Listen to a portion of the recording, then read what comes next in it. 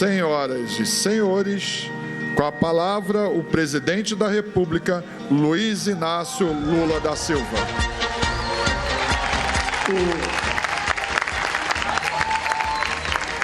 Bem, primeiro, eu acho que nós já falamos demais. Os caras apresentaram um carro aí pensando em vender o carro ainda hoje e nós começamos a falar, os concessionários vão embora, não vão vender esse carro hoje. Eu espero que vocês comecem a vender esse carro amanhã. Eu primeiro quero agradecer aos meus companheiros do governo, o Alckmin, o Haddad, o Rui, o Marinho, a nossa companheira Luciana, o Prancerra, os nossos deputados federais, o nosso deputado, o ministro Renan, o ex-ministro Márcio, da gente poder usufruir de um dia como o de hoje. Normalmente, a gente reclama muito que as coisas não acontecem do jeito que a gente deseja e muitas vezes a gente fica tentando procurar culpado pelo fato das coisas não acontecerem. E a gente nunca para olhar se a gente tem ou não culpa das coisas não estarem acontecendo como a gente deseja. O Brasil, lamentavelmente, durante muitos anos não tratou a educação com o menor respeito. E às vezes a gente fica triste porque, proporcionalmente, países como a Argentina, como o Chile, têm muito mais gente formada em universidade do que nós aqui no Brasil. Porque o Brasil, enquanto a Argentina, em 1918, já fazia a sua primeira reforma universitária, o Brasil só foi criar a sua primeira universidade em 1920. Uma demonstração de que a educação nesse país não tinha valor. Quem tinha dinheiro que podia estudar no exterior, ia. Quem podia estudar fora, ia. Quem não podia era o destino nosso, trabalhar. Corta cana. Nós fomos o último a acabar com a escravidão, o último a fazer a independência, o último a conquistar o voto da mulher. Sabe, o Brasil tudo foi retardado. E isso tem uma razão de ser. Havia quem não quisesse apostar na educação, mesmo tendo consciência que a educação era importante, porque mandavam seus filhos estudar no exterior. Ora, o que nós resolvemos fazer? E aí eu devo muito ao Haddad e à esposa dele que me apresentaram uma proposta. A minha obsessão era como garantir que as pessoas mais pobres desse país tivessem o direito de fazer uma universidade. Porque no Brasil tem uma contradição absurda. A escola pública, ela tem menos possibilidade de oferecer qualidade no ensino fundamental do que a escola particular. Então, normalmente, as pessoas que têm dinheiro colocam seus filhos para estudar em escola particular no ensino fundamental. Quando chega na universidade, as melhores são as federais. Aí, aquele que pôde fazer uma escola fundamental particular, vai fazer a privada, sabe? Vai fazer a particular pública e o pobre vai ter que pagar a universidade. E muitas vezes as pessoas passavam no vestibular e quando iam estudar numa escola particular, o preço era os olhos da cara, as pessoas não podiam estudar. Então nós resolvemos mudar isso. Como é que a gente consegue fazer com que as pessoas cheguem à educação? E aí nós criamos o ProUni. O ProUni foi uma verdadeira revolução nesse país. A gente, na verdade, pegou uma parte da dívida que tinha conosco as universidades federais e transformamos em bolsa de estudo.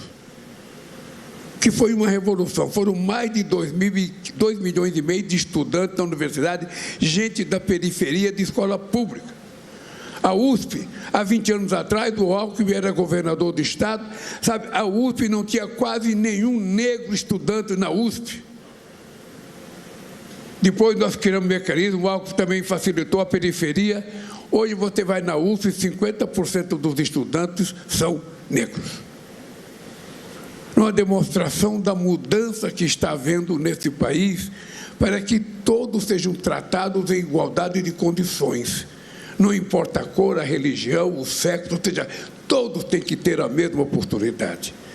E aí eu volto para a questão da indústria automobilística, para que ninguém nunca esqueça o que está acontecendo hoje nesse país.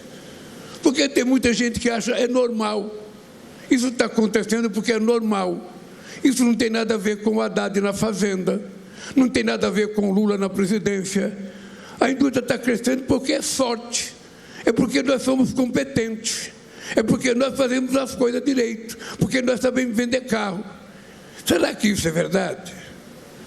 Vamos pegar um curtíssimo histórico para a gente ver o que aconteceu nesse país.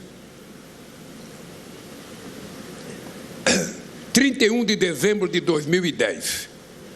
Vocês têm noção quantos carros eram emplacados nesse país? Vocês se lembram quantos carros eram emplacados dia 31 de dezembro de 2010? Ou dia 1º de janeiro de 2011? Era praticamente 3.600.000 carros.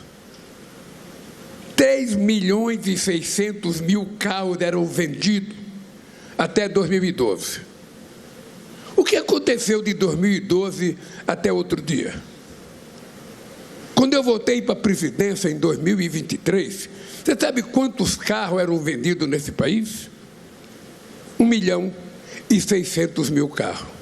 Menos da metade do que vendia entre 2010 e 2012.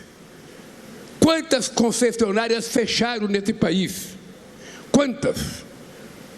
Porque não tinha carro para vender e porque quando tinha o povo não tinha dinheiro para comprar. Todo mundo se lembra disso.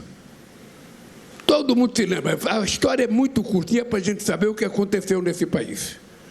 Acontece que esse país não levava em conta a necessidade de fazer com que o dinheiro circulasse na mão de todas as pessoas. Eu tenho uma máxima que eu digo todo dia: muito dinheiro na mão de poucos significa pobreza. Pouco dinheiro na mão de muitos significa distribuição de alguma coisa. Eu poderia pegar um exemplo aqui. Aqui vamos supor que tenha por volta de 500 pessoas. Eu contei, eu estava contando, deve ter 260 de um lado e deve ter 260 do outro. Ao todo deve dar 520 mais ou menos. Tá, mas como eu não sou nenhum centro de pesquisa, fica no mais ou menos. Então imagina vocês que a Nissan me dava esse carro aqui. Quanto custa esse carro? Não precisa falar o preço, eu invento o preço. Não precisa falar o preço, eu invento um preço aqui. Vamos supor que esse carro custasse 1 milhão. 1 milhão. E a Nissan me desse o carro e eu falava: eu não quero o carro, me dê o dinheiro. Ele me dava 1 milhão. Eu colocava no bolso, ia num banco, depositava numa conta minha para render juros. O que ia acontecer? Todos vocês iam ficar lambendo o dedo e eu ia guardar 1 milhão só para mim. Olha, mas se ao contrário de dar 1 milhão para mim, a Nissan pegasse esse 1 milhão e repartisse R$1.000 para cada um, o que iria acontecer? Todos vocês iam tomar uma cerveja hoje à noite, todos vocês iam no supermercado comprar alguma coisa, todos vocês iam comprar 1 quilo de carne, todos vocês iam comprar alguma coisa. O dinheiro iria circular rapidamente, iria voltar para a própria Nissan, porque vocês iriam conseguir até comprar um carro. O que aconteceu no Brasil é exatamente isso. O dinheiro começou a circular, as pessoas começaram a se formar melhor, as pessoas começaram a ganhar um pouco mais, o salário mínimo passou a ser um pouco mais do que a inflação. Porque tem gente que na hora que ele vai pagar o salário mínimo, ele acha que o salário mínimo é muito alto. Porra, eu estou pagando para essa empregada doméstica R$1.000. Ô, gente, R$1.000 não é alto, nem 1.500. Ao invés de olhar a pessoa como empregada assalariada, olha ela como consumidor. Não dizem que o cliente é a coisa mais importante numa loja? Não é? Quando vocês vão vender um carro, o cliente não é o mais importante?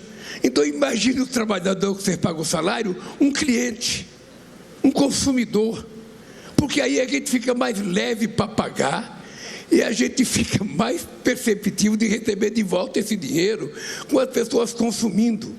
É esse o milagre que está acontecendo no Brasil. Primeiro, seriedade, estabilidade econômica. Segundo, estabilidade política. Terceiro, estabilidade jurídica. Quarto, estabilidade social. E quinto, previsibilidade. Nesse país, ninguém precisa ficar contando mentira. Nesse país, ninguém precisa ficar fazendo fake news. Nesse país, ninguém precisa ficar ofendendo as pessoas, desmoralizando as instituições, agredindo os outros. Esse país é para seguir o exemplo dos trabalhadores da Nissan. Ser respeitoso não é mérito, é obrigação nossa respeitar o próximo, tratar com carinho o próximo, estender a mão para quem necessita. É isso que eu vi que vocês aprenderam aqui na Nissan. Educação.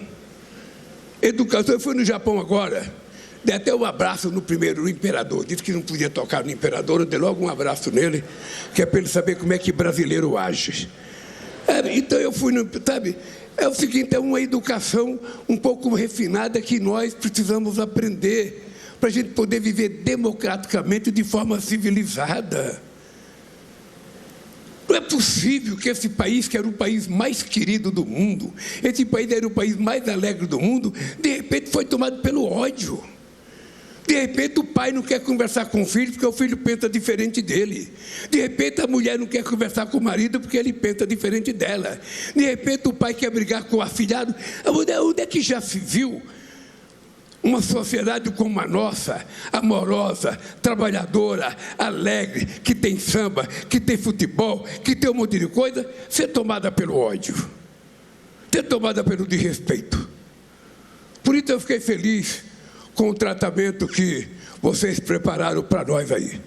Eu vou até reivindicar para vocês ganhar hora extra pelo carinho que vocês me trataram aí, um pouco mais. Então, gente, eu estou dizendo isso para a gente saber que as coisas não acontecem, sabe, de forma gratuita. O que está acontecendo no Brasil não é sorte. Vocês estão lembrados no outro mandato meu, de 2003 a 2010, quando a economia chegou a crescer 7,5%? Está crescendo porque o Lula tem sorte. Quisera Deus que esse país só tivesse presidente que tivesse sorte. Quem sabe a gente estaria no G7, no G5, no G4, que já para a gente fosse mais importante. Nós cansamos de ser tratado como país pobre e país pequeno. Eu fico feliz quando vocês percebem com muita nitidez a qualificação, a competência do trabalhador brasileiro. Ele não deve nada a nenhum trabalhador do mundo, nem a russo, nem a chinês, nem a japonês, nem a americano. O que falta para o povo brasileiro era a oportunidade que vocês estão tendo de ter um trabalho decente, de ter uma boa formação. Tem gente que não gosta que eu falo isso, mas é uma vergonha para a elite brasileira.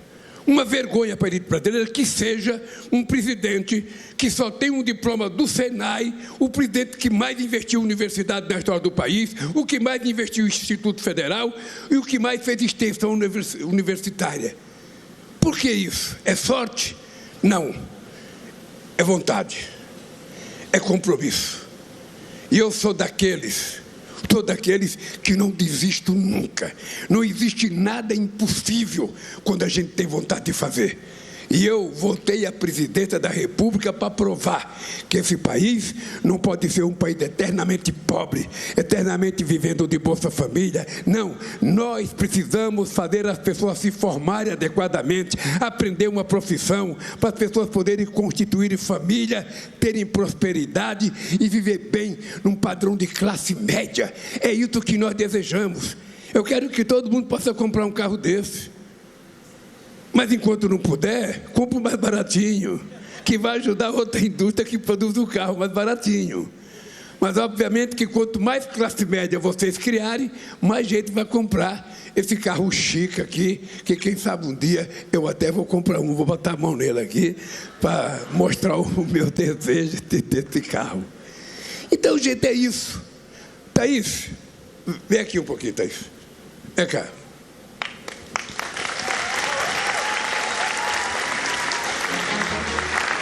que uma menina dessa mostrou para nós quando ela falou? É que a gente não pode nunca parar de acreditar e de querer as coisas. Não existe espaço para você parar resmungando, porque fulano não presta, o prefeito não presta, o governador não presta, o presidente não presta, o deputado não presta, a Nissan não presta. Não. Nós precisamos fazer uma avaliação interna nossa para saber se a gente está fazendo o mínimo necessário que Deus quer que a gente faça. Porque Deus, quando nos colocou no mundo, Ele nos colocou inteligência, nos colocou isso aqui para trabalhar, as pernas para andar, sabe, para jogar futebol até, e para trabalhar na Nissan. Ou seja, o que nós precisamos é aprender a utilizar as armas que nós temos. Senão, qual é a explicação que eu posso dar do ponto de vista sociológico? Qual é uma explicação que eu posso dar para os cientistas políticos desse país? Que um cara que nasceu em Caeté, que poderia ter morrido de fome antes de completar 5 anos de idade, que veio para São Paulo com 8 irmãos, passando necessidade, passando fome, sem ter o que comer, esse cara vira presidente da República. Qual é a lógica disso? Se não fosse, primeiro, uma coisa chamada Deus, sabe, que está dentro de nós e faz a gente crescer quando a gente merece. Segundo, é a vontade de disputar. Eu um dia fui a Brasília, pedi para não votar uma lei que prejudicava os trabalhadores. Cheguei em Brasília, eu descobri que não tinha um deputado trabalhador. Aí eu voltei para casa, Júlio, e falei, peraí, eu sou um bobão. Como é que eu quero que vote uma lei para ajudar o trabalhador se não tem nenhum trabalhador lá dentro? É preciso, então, a gente se organizar e criar um partido. Criei o partido. E o meu partido não é o maior. Mas se vocês prestarem atenção numa coisa interessante, eu fui o segundo em 89, o segundo em 94, o segundo em 98, o primeiro em 2002, o primeiro em 2006, o primeiro em 2010, o primeiro em 2014, o segundo em 2018 e o primeiro em 2022. Alguma coisa aconteceu nesse país. E aconteceu nesse país porque pessoas como a Thaís começam a adquirir consciência, começam a saber que ela tem direito, começam a saber que ela pode conquistar a coisa. Não é a cor, nem o tamanho, nem o cabelo que diminui a pessoa. Porque caráter a gente não compra em shopping. Caráter a gente não compra em aeroporto. A gente nasce. A gente adquire do pai e da mãe da gente. E eu tenho certeza que mesmo a tua mãe, sendo uma mulher pobre, ela deve ter dado para você uma educação que muita gente rica não consegue dar para o filho, porque muita gente rica, ao invés de cuidar do filho, prefere contratar a babá para cuidar e não dá sequer um chameguinho no filho. E sua mãe, eu acho que lhe deu muito chamego, muito cafuné, e é por isso que você é essa figura doce, encantadora, motivo de orgulho das mulheres da Nissan. Por isso, a educação, eu vou lhe contar o que está acontecendo nesse país para parar de falar. Nós tomamos uma decisão que até 2030, todas as crianças brasileiras estarão alfabetizadas até o 2º ano. Nada durante muito tempo na escola. Segunda decisão nossa. A gente tomou a decisão de que vai fazer o máximo que a gente puder de escola de tempo integral, não só para as crianças aprenderem mais, mas, sobretudo, para dar tranquilidade aos pais e às mães que muitas vezes vão trabalhar e o filho fica sozinho na rua, sem ter ninguém para tomar conta. A terceira coisa que nós vamos fazer é cuidar do ensino médio. Thaís, nós descobrimos no ano passado que 480 mil pessoas do ensino médio desistiu da escola para ajudar no orçamento familiar. Ou seja, 500 mil de meninas e meninos que estavam estudando o ensino médio paravam de estudar. E iam para casa fazer o quê? Fazer bico para ajudar o pai e a mãe. E aí, eu e o Camilo, que é o ministro da Educação, fiquei pensando, o que a gente vai fazer com um país que tem 500 mil pessoas desistindo da escola para ajudar no orçamento familiar. Nós vamos ter que cuidar, sabe, encontrar uma forma de garantir essas crianças na escola. Porque se tem gente que fala que é caro cuidar deles na escola agora, imagina como será caro cuidar deles quando tiver que ir para a cadeia. Enfrentar o crime organizado é muito mais caro. E o que nós resolvemos fazer, Thaís? Nós criamos uma coisa chamada pé de meia. Não sei se você já ouviu falar. Então, para que a criança fique na escola, a gente dá 10 prestações de R$200, é 200 por mês, para ele fazer o que ele quiser com o dinheiro, gastar em comida e não precisar abandonar a escola. E no final do ano, se ele passar, a gente deposita R$1.000 na poupança dele. No ano seguinte, a mesma coisa, mais 10 de 200, mais uma de 1.000. Quando chegar no final do ciclo, ele tem R$9.000 se ele guardou o dinheiro. E ele pode começar a vida dele com muita tranquilidade, sem desistir da escola. A coisa mais impressionante que nós descobrimos é que meninos e meninas que já tinham desistido da escola voltaram a estudar por conta do pé de meia. Parece muito, não é muito. Gastar 6 bilhões com 4 milhões de jovens, a gente está apostando em salvar esse país. Porque se esse país tivesse investido na educação, quando todo mundo investiu, nos anos 50 ou nos anos 60, a gente não teria a quantidade de analfabetos que nós temos hoje. 60 e poucos % das pessoas não têm mais que o ensino fundamental. E aí a gente perde competitividade, a gente perde capacidade produtiva, a gente perde no avanço tecnológico. Então, investir em educação, Thaís, não é mais do que obrigação. Não haverá outra saída para o Brasil se a gente não investir em educação, educação, educação. E vocês têm que estudar, estudar, estudar, porque senão esse país não vai dar o salto de qualidade que o país precisa. E essa é a minha função. E sabe por que eu penso assim? Porque eu não tive diploma universitário. E como eu não tive diploma universitário, eu quero que todo filho de trabalhador, todo filho de pessoa pobre, todo filho de empregada doméstica possa disputar uma vaga na universidade com o filho do patrão dela. Não é aniquilar a pessoa por preconceito, é pobre não estuda, não, é por qualidade. Vamos dar a mesma chance, a mesma qualidade de comida, a mesma qualidade de ensino, a mesma qualidade de professor e vamos ver quem é que vai conseguir chegar lá. E é por isso que surge uma pessoa como você, com esse sorriso maravilhoso, sabe, jovem, com uma fé tremenda na Nissan. Vocês tomem cuidado dela, porque ela está com uma fé muito grande. Se vocês soubessem o que as pessoas falaram para mim, eu perguntava para todo mundo, sabe, você gosta da Nissan? É maravilhosa. Você está bem aqui? Maravilhoso. É o melhor emprego que eu tenho. Então cuide, porque fazer carro bom é bonito. Agora, cuidar das pessoas é mais bonito ainda. Por isso, gente, meus parabéns à direção da Nissan. Meus parabéns pelo lançamento do carro. Meus parabéns pelo cumprimento da promessa que vocês me fizeram quando me visitaram em 2023. Vocês foram os primeiros empresários a fazer promessa de investimento e cumpriram. Depois de vocês, o ano passado, nós recebemos as empresas todas para fazer investimento de 139 bilhões de reais. Mas vocês foram a primeira. E vocês provaram que tem palavra, porque estão mostrando o fruto do investimento de vocês. Parabéns, parabéns aos concessionários, parabéns aos trabalhadores, parabéns às mulheres da Nissan, que merecem um aplauso especial. Um beijo no coração de todos vocês.